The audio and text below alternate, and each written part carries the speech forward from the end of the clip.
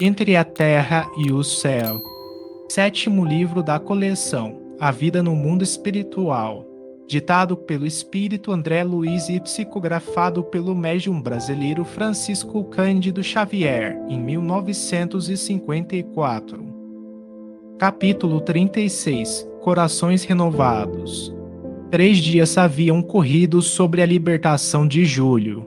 De novo, ao lado de Zulmira, nas primeiras horas da noite reparávamos-lhe a profunda exaustão. O enfraquecimento progressivo impusera-lhe perigosa situação orgânica. Próprio Clarencio, depois de auscultá-la, anotou, apreensivo: nossa irmã reclama socorro mais seguro. O esgotamento é quase completo. A enferma recebia-lhe assistência magnética quando Mário, Antonina e Haroldo deram entrada em sala próxima. Deixamos nosso instrutor com a doente e demandamos a peça em que se efetuaria o encontro familiar. O ferroviário e a filha faziam as honras da casa. Amaro, acolhedor, dava mostras de grande alívio. Sorriso, embora triste, era largo e espontâneo, demonstrando o contentamento interior de quem via terminar velha e desagradável desavença. Mário, porém, surgia constrangido e desajeitado, enquanto Antonina irradiava simpatia e bondade, cativando, de improviso, a amizade dos anfitriões.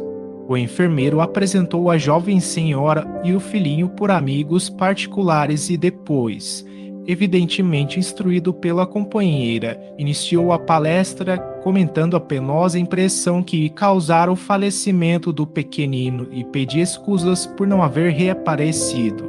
Como reconhecia de seu dever, a ocorrência desnorteara-o. Caíra de cama, impressionado com um acontecimento que não cabia esperar. Falava realmente comovido, porque, lembrando os derradeiros minutos da criança, represavam-se os olhos de lágrimas que não chegavam a cair. Aquela emotividade manifesta, aliada à humildade sincera que Silva deixava transparecer, tocava o coração de Amaro, que se descerrou mais amplamente. Percebi, disse o dono da casa, a dor que o envolveu no momento justo em que nosso anjinho era arrebatado pela morte.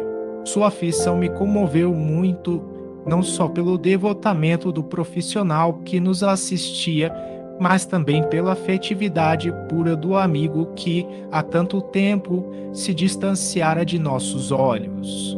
A generosidade do Estival, por sua vez, influenciava o enfermeiro de modo decisivo. As vibrações de afabilidade e carinho que se desprendiam do apontamento afetuoso modificavam-lhe o íntimo. Mário passou a sentir balsamizante desafogo e, enquanto Evelina se afastava para atender a madrasta doente, reportou-se à tortura moral que o assaltara assim que viu Júlio inerte, detendo-se na breve descrição do complexo de culpa que o acometera. Teria seguido com segurança a indicação do especialista? Enganar-se-ia, porventura, na dosagem da medicação? Na ligeira pausa que surgiu, natural, Amado tornou a palavra, acrescentando, bondoso. Não havia motivo para tamanha preocupação. Desde a primeira visita médica, compreendi que o nosso filhinho estava condenado. O soro foi o último recurso. Com dolorida resignação, acentuou. Não é a primeira vez que atravesso uma aprovação dessa ordem. Há tempos, sofri a perda do caçula de meu primeiro matrimônio, estranhamente afogado numa de nossas raras excursões até a praia. Confesso que só me faltou enlouquecer. Entretanto, apeguei-me à religião para não sossobrar e hoje compreendo que somente nos compete acatar os desígnios de Deus. Não passamos de criaturas necessitadas de socorro divino a cada instante de nossa experiência humana. Sem dúvida, interferiu Antonina. Otimista, sem apoio espiritual, não avançaríamos um passo no terreno da verdadeira harmonia íntima. A morte do corpo nem sempre é o pior que nos possa acontecer. Quantas vezes os pais são constrangidos a acompanhar a morte moral dos filhos, no crime ou na viciação que não conseguem interromper? Também perdi um dos rebentos que Deus me confiou, mas procurei acomodar-me à saudade sem revolta, porque a sabedoria do Senhor não deve ser menosprezada. Que prazer ouvi-la, disse o ferroviário com discreta satisfação, após afeiçoar-me com mais empenho ao catolicismo. Na leitura de Santo Agostinho, observo que abençoada renovação se fez em mim. E fitando a interlocutora com mais atenção, aduziu: "A senhora é também católica?" Antonina sorriu, delicada, e informou: "Não, senhor Amaro, em matéria de fé, aceito a interpretação evangélica do Espiritismo. Entretanto, isso não impede que estejamos procurando o mesmo mestre." "Ah, sim, Jesus é o nosso porto", acentuou o anfitrião, liberal. "Não entendo a religião por elemento separatista. A senhora na condição de espírita e eu na posição de católico. Possuímos uma só linguagem na fé que nos identifica. Creio que a providência divina, como o sol, brilha para todos." "É muita alegria sentir a nobreza da alma", comentou Antonina, entusiástica. "Na essência, desejamos ser cristãos sinceros e a sua generosidade me permite entrever a beleza do Cristo nas vidas nobres." Amaro não conseguiu responder. Um táxi parou à porta e, de imediato, o médico da família entrou para a inspeção. Depois das saudações usuais, passou ao quarto da enferma e, porque o dono da casa se propusesse segui-lo, recomendou-lhe permanecesse na sala com as visitas, de vez que tencionava submeter a doente a meticuloso exame, pretendendo ouvi-la sós. Evelina veio ter conosco e, acompanhando o facultativo com o nosso olhar, vimos-lo carinhosamente recebido por Clarencio e Odila, que se nos mostraram à porta. A conversação passou a desdobrar-se em torno de Zulmira. Chefe da família, preocupado, discorria sobre a esposa acamada, encarecendo a delicadeza da situação. Zulmira, que adoecera com a enfermidade do filhinho, desde a morte dele não mais se alimentara. Não obstante todos os conselhos médicos e todos os apelos afetivos, demonstrava-se alheia no mais amplo desinteresse pela vida. Enfraquecia de modo alarmante. Como se quisesse dar notícias de seu círculo particular ao atento enfermeiro, relacionou os desajustes psíquicos da companheira antes da vinda do filhinho que a morte lhes arrebatara ao convívio. Zulmira, com a maternidade triunfante, como que se renovara, revelara-se mais alegre, mais viva, readquirira saúde plena. Com a desencarnação da criança, nova crise de contratempos invadira-lhe a casa. A moléstia asilada-se ali, de novo, entre as quatro paredes. Mário a permutar significativos olhares com Antonina, de quando em quando se situava entre a perplexidade e o desencanto. A confissão de Amaro constituía um testemunho de humildade pura.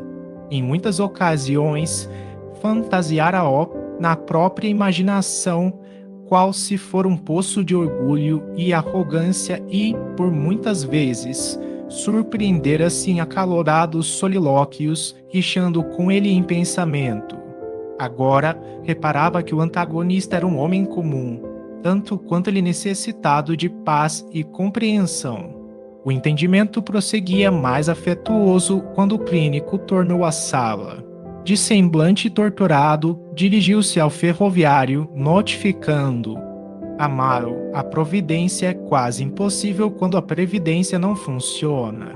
A posição de Zulmira piorou muitíssimo nas últimas horas. O soro aplicado desde ontem não trouxe o resultado preciso. O abatimento é enorme. Creio indispensável uma transfusão de sangue ainda esta noite, para que não sejamos amanhã surpreendidos por obstáculos insuperáveis. Amaro empalideceu. Antonina voltou-se em silêncio para Silva, como a dizer-lhe de coração para coração: não hesite. É a sua hora de ajudar. Aproveite a oportunidade. Mário, acanhado, levantou-se maquinalmente e, antes que Amaro fizesse qualquer referência ao assunto, apresentou-se ao médico, explicando: Doutor, se a minha cooperação for aceita, sentirei prazer nisso. Sou doador de sangue no hospital em que trabalho. Um telefonema seu ao pediatra amigo a quem o senhor recorreu no caso de Júlio pode confirmar as minhas palavras. Erguendo os olhos para o Essival, disse em voz quase suplicante: Amaro, permita-me. Quero auxiliar a doente de algum modo. Afinal de contas, somos todos, agora, bons irmãos. O chefe da casa, comovido, abraçou reconhecidamente. Obrigado, Silva. Nada mais conseguiu dizer. De olhos angustiados, dirigiu-se para o aposento da mulher, envolvendo-a em manifestações de carinho.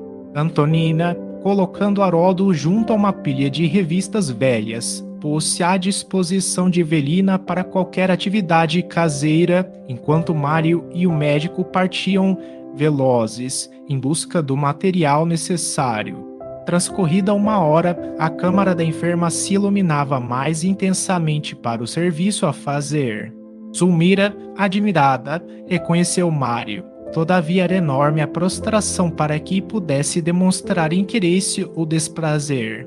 Apresentada a Antonina, limitou-se a endereçar-lhe alguns monossílabos, com um breve sorriso de reconhecimento. Assumindo a direção da enfermagem, a jovem viúva parecia uma figura providencial. Amparou a doente com carinho, auxiliou o clínico nas tarefas do momento e, cativando a gratidão dos novos amigos, colaborou com Evelina para que todas as medidas alusivas à higiene se efetuassem harmoniosas. Realizada a transfusão, a enferma entrou na reação característica. Contudo, Silva, fosse porque estivesse de si mesmo enfraquecido ou porque a quantidade de sangue tivesse sido demasiada, passou a acusar profundo abatimento. Em seus olhos, porém, brilhava uma luz diferente. Afigurava-se haver perdido as inquietações que o martirizavam. Adquirir a noção de que se reabilitara perante a própria consciência. Trouxera aos ex-adversários o próprio coração em forma de visita fraterna, e as suas próprias forças insufladas no campo orgânico da mulher que lhe fora bem amada, como que lhe favoreciam a ausência dos velhos pensamentos de mágoa que, por tanto tempo, lhe haviam flagelado a vida íntima. Registrando-lhe a queda de energias, o médico ministrou-lhe, de imediato, os recursos aconselháveis, permanecendo Mário, desse modo, comodamente instalado em larga poltrona, junto dos amigos. Despediu-se o facultativo, mais animado. Antonina, sem afetação, ajudou no preparo do café, que foi saboreado por todos, enquanto a conversação era reatada com alegria. Foi então que a viúva se ofereceu para voltar. Era industriária e, na posição de mãe, responsabilizava-se por 3 crianças, entretanto, poderia dispor de 2 dias. Amaro salientou a dificuldade para encontrar uma enfermeira ou governanta para horas difíceis e aceitou a gentileza. Antonina, contente, prometeu regressar, trazendo Lisbela na manhã seguinte. Estava convencida de que a menina conseguiria entreter Zulmira com as suas infantilidades, mitigando-lhe o coração saudoso de mãe. Evelina abraçou-a, encantada.